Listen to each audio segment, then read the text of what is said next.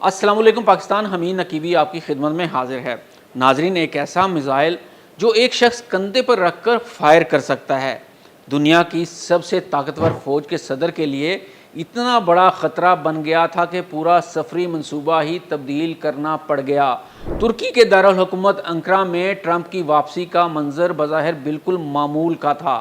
कैमरे चल रहे थे, सदर ट्रंप एयरफोर्स वन की तरफ बढ़े और दुनिया ने समझा कि अमरीकी सदर इसी त्यारे में तुर्की से रवाना हो रहे हैं। लेकिन कैमरों से ओझल एक और खेल शुरू हो चुका था।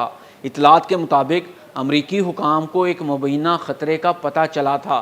खदशा था कि ईरानी अनासर तुर्की में मौजूद हैं, इनके पास कंधे से दागे जाने वाला मिसाइल हो सकता है और इन्हें ट्रंप की नकलो हरकत का भी इल्म है। फिर एक ऐसा वाक़या हुआ कि ट्रंप को एयरफोर्स वन से निकाल कर एक दूसरे फौजी त्यारे में मुंतकिल करना पड़ा। और अगर ख़तरा वाकई इतना संगीन था तो फिर सहाफ़ियों और कई आला अमरीकी हुकाम को इसी एयरफोर्स वन में क्यों बिठाया गया, जिसे दुनिया ट्रंप का त्यारा समझ रही थी? क्या ये सिर्फ एक एहतियाती सिक्योरिटी मशक थी या अमरीकी इंटेलिजेंस को वाकई खदशा था कि ट्रंप को आसमान में निशाना बनाया जा सकता है? और सबसे बड़ा सवाल, क्या अंकारा में वाकई कोई ईरानी सेल मौजूद था या एक ऐसी इंटेलिजेंस वार्निंग ने अमरीकी सिक्योरिटी मशीनरी को एक ऐसा कदम उठाने पर मजबूर कर दिया जिसने पूरी दुनिया को हैरान कर दिया? नाजरीन, आज की इस रिपोर्ट में हम इसी खुफिया ऑपरेशन की तह तक जाएंगे। नाजरीन, सबसे पहले समझ लेते हैं कि मैन पैड क्या है। इससे पहले हम मैन पैड पर एक बाकायदा तौर पर वीडियो बना चुके हैं जो कुछ दिन पहले अपलोड हो चुकी है, जिसके अंदर हमने वाज़े तौर पर बताया था कि ईरान के ये मैन पैड किस हद तक ख़तरनाक हैं। नाज़रीन, मैन पैड ऐसे मिसाइल हैं जिन्हें एक या दो फौजी आसानी से ले जाकर कम बुलंदी पर उड़ाने वाले तैयारों, हेलीकॉप्टरों और ड्रोन्स के ख़िलाफ़ इस्तेमाल करते हैं। इनकी असल ख़तरनाक ताकत यह है कि बड़े रेडार या लॉन्चर गाड़ी के बगैर भी इन्हें कहीं छुपाकर अचानक फायर किया जा सकता है, जिससे दुश्मन के पायलट के लिए ख़तरा तलाश करना मुश्किल हो जाता है। हाल ही में रॉयटर्स ने रिपोर्ट किया कि ईरान ने चीन से 300 से 400 मैन पैड्स, जिनमें QW-12 और FN-16 शामिल हैं, ख़रीदने के लिए 60 से 70 मिलियन डॉलर का मुआहदा किया है। और ये इतने ख़तरनाक मिसाइल हैं कि इंफ्रारेड सीकर त्यारे या हेलीकॉप्टर के इंजन से निकलने वाली हरारत को महसूस करते हैं और हदफ को ट्रैक करते हैं, और फायर होने के बाद मिसाइल अपनी रहनुमाई निज़ाम के ज़रिए हदफ की हरकत के मुताबिक रास्ता दुरुस्त करता रहता है। इसलिए त्यारा मुड़ने की कोशिश करे भी तो मिसाइल इसका ताक़ुब जारी रख सकता है। नाज़रीन, अब आते हैं इस ख़तरे की जानिब जो अमरीकी CIA ने भांप ली और ट्रंप को त्यारा क्यों तब्दील करना पड़ा। नाज़रीन, ये कहानी शुरू होती है 8 जुलाई 2026 से। ट्रंप तुर्की के दारुल हुकूमत अंकारा में नेटो इजलास में शिरकत के बाद वापस रवाना होने वाले थे कि मामूल के मुताबिक दुनिया की नज़रें एयरफोर्स वन पर थीं। लेकिन ट्रंप की रवानगी से चंद घंटे पहले अमरीकी हुकाम को एक ऐसी इंटेलिजेंस इत्तला मिली जिसने सदर के सफ़र का पूरा मंसूबा तब्दील कर दिया। रिपोर्ट्स के मुताबिक खदशा ये था कि ट्रंप के त्यारे को ज़मीन से दागे जाने वाले एक शोल्डर फायर्ड मिसाइल से निशाना बनाया जा सकता है। ये कोई बैनुल बर्रे आज़मी मिसाइल नहीं था, ये एक ऐसा हथियार था जिसे एक शख्स अपने कंधे पर रख कर इस्तेमाल कर सकता है। और यही इस ख़तरे को ख़ास बनाता है, क्योंकि ऐसे मिसाइलों के लिए किसी बड़े लॉन्चिंग पैड या भारी भरकम फौजी तनसीब की ज़रूरत नहीं होती। एक छोटा सा मोबाइल यूनिट, मुनासिब जगह, दुरुस्त वक्त और एक कम ऊंचाई पर परवाज़ करने वाला तैयारा।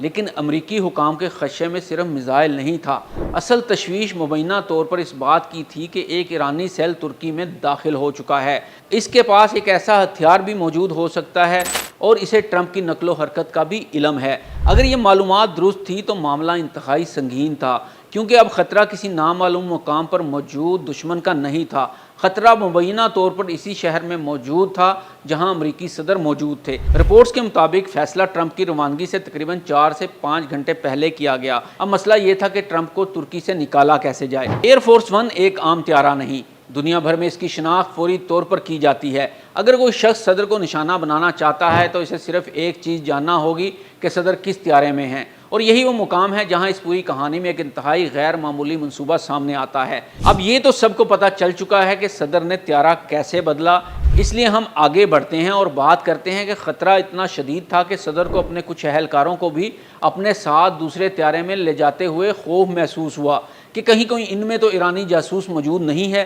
کہتے ہیں جب خوف حد سے بڑھ جاتا ہے تو انسان اپنے سائے سے بھی ڈرنے لگتا ہے، اور یہی ہوا صدر ٹرمپ کے ساتھ، اور انہوں نے اپنے کچھ ساتھیوں کو ایئر فورس ون میں سوار کروا دیا اور خود دوسرے طیارے میں سفر شروع کر دیا۔ ایئر فورس ون میں کئی اعلیٰ امریکی حکام اور صحافی موجود تھے۔ وزیر خارجہ مارکو روبیو اور وزیر خزانہ اسکاٹ بھی اسی پرواز میں تھے۔ یعنی ایک طرف امریکی سیکیورٹی ٹیم صدر کو مبینہ خطرے سے بچانے کے لیے خفیہ طیارے میں منتقل کر رہی تھی، اور دوسری طرف وہی ایئر فورس دوسرے لوگوں کو لے کر بطور ڈکوئے روانہ ہو رہا تھا۔